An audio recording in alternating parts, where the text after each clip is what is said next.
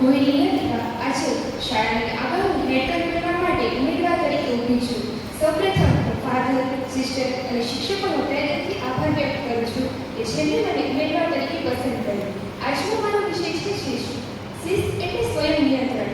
કહેવાયું છે કે જે વ્યક્તિ પોતાના પર નિયંત્રણ કરી શકે છે તે સમગ્ર વિશ્વ પર રાજ કરી શકે છે. શિસ્ત એ એક કેળવણીનો ભાગ છે.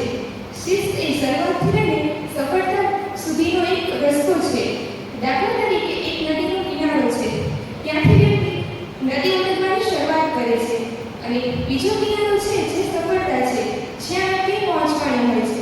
શિસ્ત એ હોય છે જેમાં બેસીને વ્યક્તિ શરૂઆતથી લઈને સફળતા સુધી પહોંચે છે.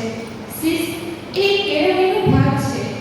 તમે મને જો હેડગર્લ તરીકે પસંદ કરશો તો હું શાળામાં શિસ્ત, એકતા અને સકારાત્મકતા જાળવવા પ્રયત્ન કરીશ. હું તમામ વિદ્યાર્થી મિત્રોની મિત્ર બની તેમની વાત સાંભળીશ અને નિર્ણય લાવીશ. હું મારા આચાર્ય અને શિક્ષકોનું વચનોનું પાલન કરીશ. તમામ વિદ્યાર્થીઓને સહઅભ્યાસિક પ્રવૃત્તિમાં ભાગ લેવા પ્રયત્ન કરીશ.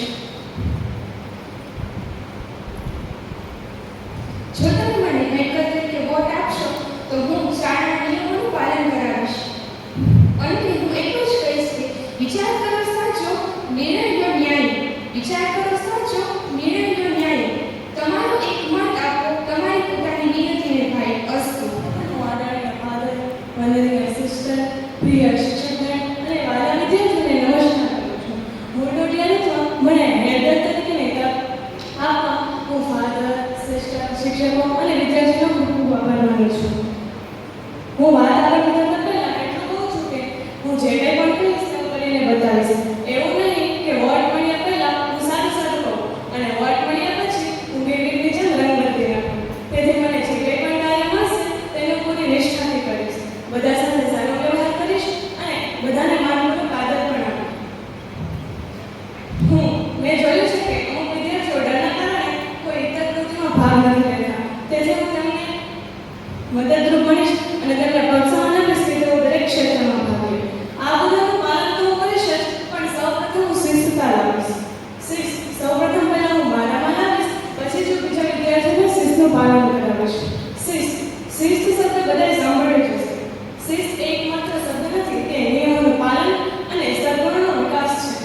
શિસ્ત વિદ્યાર્થીના જીવનને ઉજ્જવળ બનાવે છે અને તેને શ્રેષ્ઠ નાગરિક બનવામાં પણ મદદરૂપ બને છે. શિસ્તબદ્ધ વિદ્યાર્થી વડીલોનો આદર, સહપાઠી સાથે સહકાર્ય અને સદાચારી જેવા ગુણો ધરાવે છે. આથી સંસ્કૃતમાં કહેવાયું છે કે શિસ્તઃ છાત્રઃ રાષ્ટ્રસ્ય ગૌરવઃ. શિસ્તબદ્ધ વિદ્યાર્થી રાષ્ટ્રનું ગૌરવ છે. શાળાકીય જીવનમાં શીખેલી શિસ્ત આપણને જીવનભર કામ લાગે છે. શાળા જીવન એ માનવ જીવનનો મુખ્ય પાયો છે. શિસ્તના ઘણા બધા પ્રકાર છે, જેમ કે સમયપાલન. શિસ્ત એ છે જે વિદ્યાર્થીને સમયની કિંમત બતાવે છે અને નિયમિતપણે શાળાએ જવાની ટેવ પણ પાડે છે. આથી કહેવાયું છે કે શિસ્તઃ જીવનસ્ય ભૂષણમ.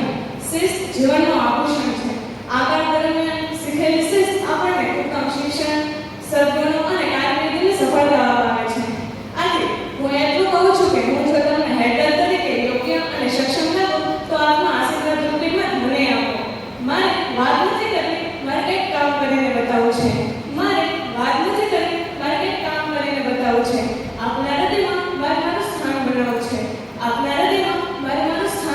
છે. આપ જો આપનો કિંમતી મત મને ચૂંટણીના મહાસંગ્રામમાં હું સદાય હાજર રહીશ તમારા કામકાજમાં. તેથી હું એટલું જ કહીશ કે આપજો સાથ ને આપજો વોટ. બનીશ તમારો મજબૂત